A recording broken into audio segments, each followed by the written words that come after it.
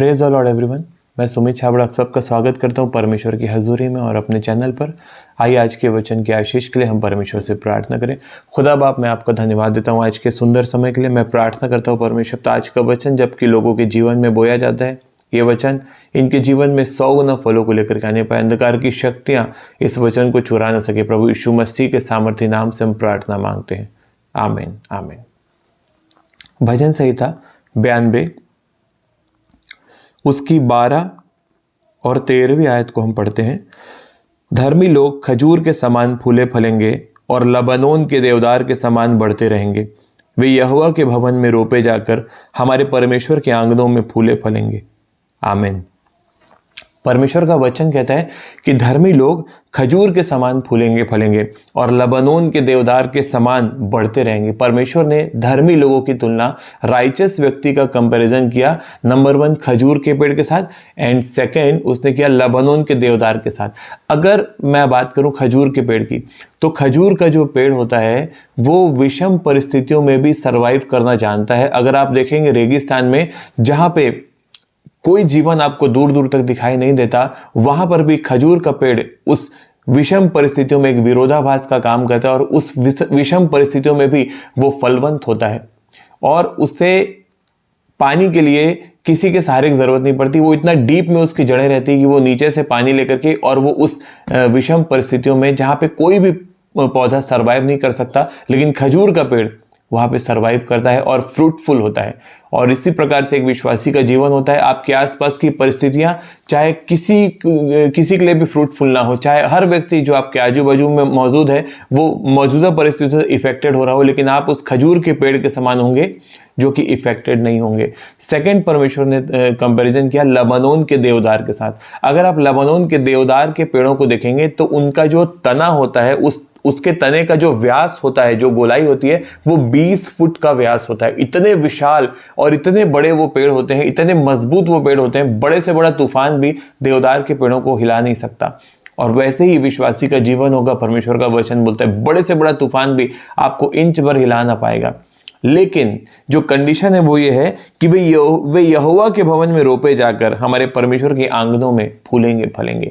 यहोवा के भवन में रोपे जाएंगे, परमेश्वर के वचन लेकर राइचस व्यक्ति जो होंगे वो यहोवा के भवन में रोपे जाएंगे। अर्थात किसी ना किसी जीवित चर्च में आपका कनेक्टेड होना, किसी ना किसी जीवित चर्च से आपका जुड़ा हुआ होना बहुत ज्यादा जरूरी है। परमेश्वर के वचन में लिखा कि अगर टहनी दाखलता से अलग हो जाए तो फलवंत नहीं हो सकती।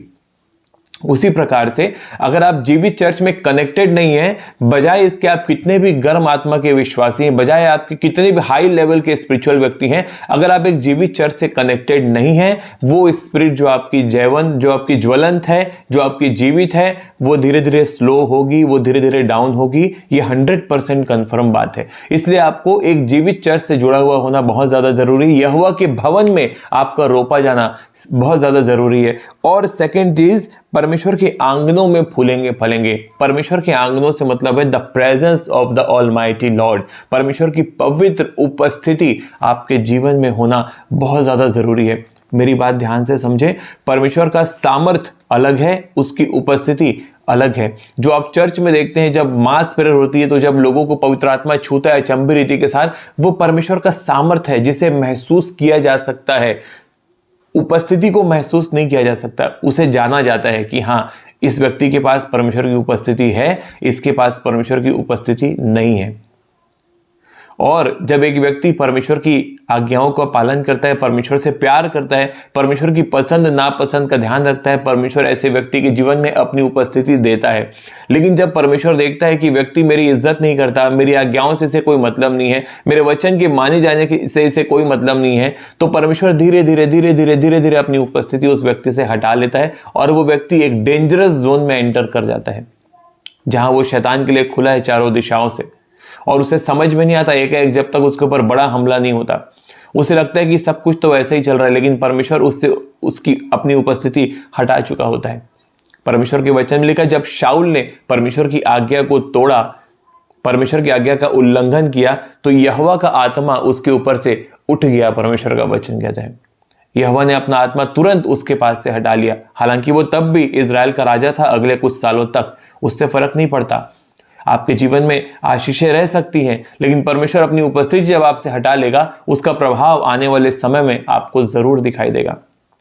इसलिए दो चीजों का ध्यान रखें, जीवित चर्च का हिस्सा बने, जीवित चर्च में आपका कनेक्टेड होना और एक्टिव मेंबर बनना है। चर्च का एक्टिव मेंबर, परमेश्वर की इस सेवा में आपका कोई ना कोई योगदान होना चाहिए। सेकंड, परमेश्वर की उपस्थिति को मांगे, परमेश्वर की उपस्थिति के लिए ललायित रहें, परमेश्वर की उपस्थिति की कद्र करें और उसकी उपस्थिति को अपने जीवन में बना करके रखें। जब ये दोनों चीजें आपके साथ होंगी, आप चर्च में कनेक्टेड होंगे, परमेश्वर की प्रेजेंस आपके साथ होगी, आप खजूर के समान और देवदार के समान होंगे। आमीन। God bless you all. परमेश्वर आज के वचन के द्वारा आपको बहुतायत की आशीष दे।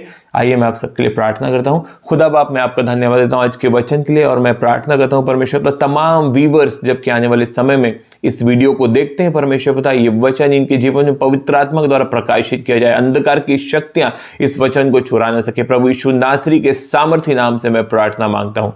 आमीन आमीन। मैं मिलता हूँ अपनी अगली वीडियो में। चैनल को सब्सक्राइब जरूर करें, वीडियो को लाइक करें, शेयर करें, कमेंट सेक्शन में आमीन लिखें। प्रेयर रिक्वेस्ट भी कमेंट सेक्शन में आप लिख करके पोस्ट कर सकते हैं, हम आपके लिए प्रेयर करेंगे। God bless you all. जय मसीह की।